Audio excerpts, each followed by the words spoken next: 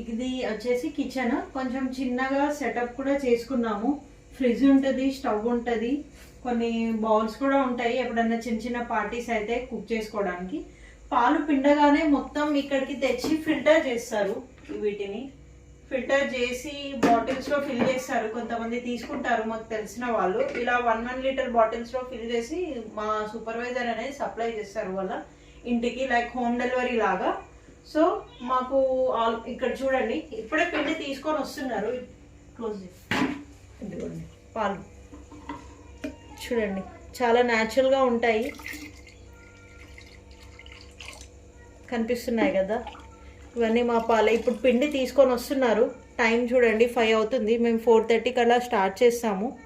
4:30కి అట్లా స్టార్ట్ చేసి 5-6 వరకు అవుతుంది పిండడం. అన్ని 6-6:30 వరకు పిండుతూనే ఉంటారు.